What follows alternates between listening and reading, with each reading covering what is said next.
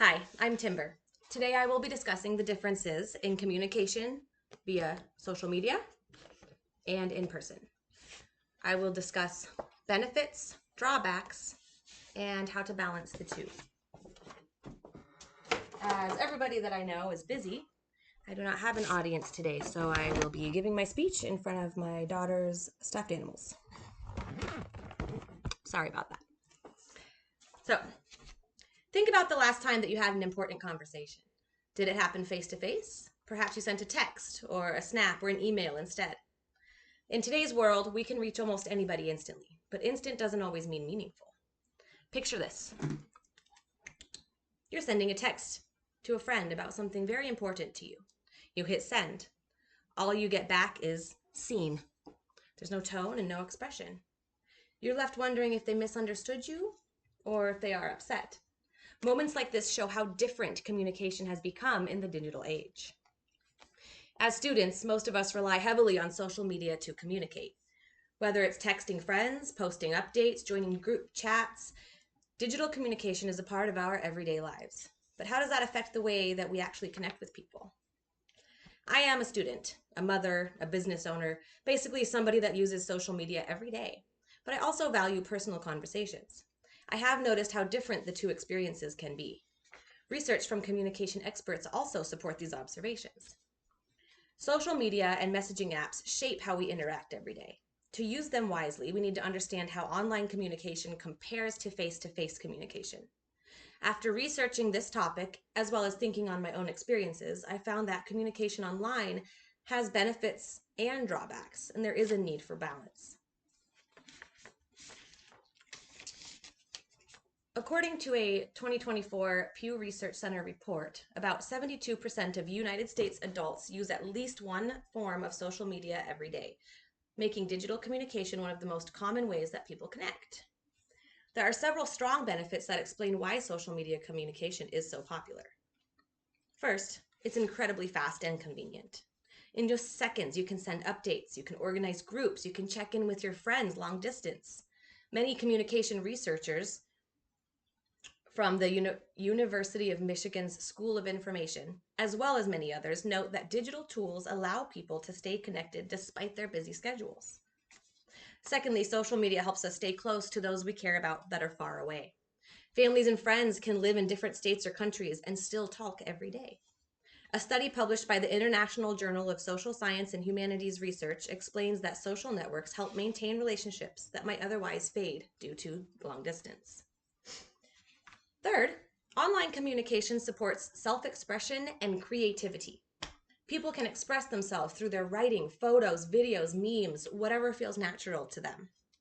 Communication scholars point out that this can make social media especially helpful for very shy and introverted individuals that can then communicate more comfortably online than face to face. Social media also offers access to supportive communities. According to reviews published by National Institutes of Health, social media can help people find emotional support groups, especially dealing with anxiety and isolation.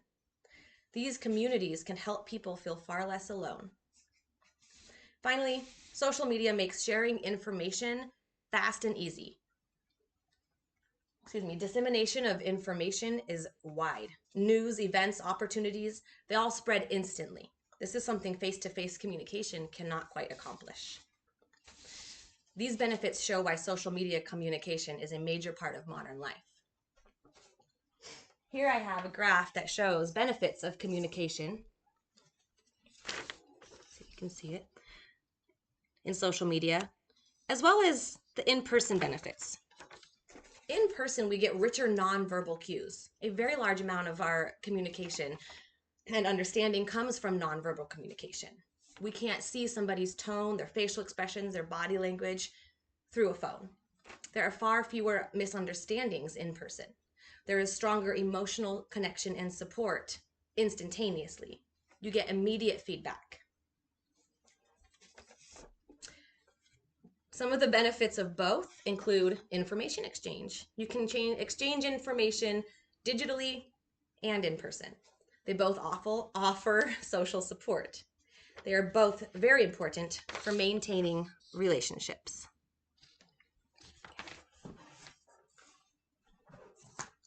Some of the drawbacks. Social media communication does have some serious downsides. One major drawback is the lack of nonverbal cues, as I discussed is a positive for in-person communication. When we speak in person, we rely on facial expressions, tone of voice, body language. Without them, online messages are easy to misread. Online conversations are often shorter and less meaningful than in person as well. Emojis do not always express how somebody really feels. Personally, I'd rather have this face than this one. Social media also increases the risk of conflict. A message meant as a joke may come across as serious or rude. Social media can also affect mental and emotional health. The National Institute of Health has published several reviews showing that heavy social media use can increase anxiety, depression, and negative social comparison, especially in teenagers. Finally, too much online communication can weaken real-life social skills. Researchers at the Institute for Social Science and Humanities Research found that heavy social media use often relates to struggling with more eye contact, deeper conversations, and being able to read emotions in person. This can affect one's empathy. These drawbacks remind us that while social media is very useful, it also cannot fully replace in-person communication.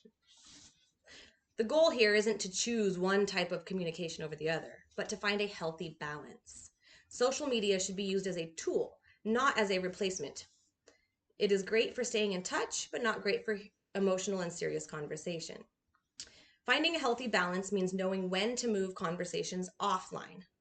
If a conversation is confusing or emotional, it is better to talk in person or at least over the phone where tone and emotion come through.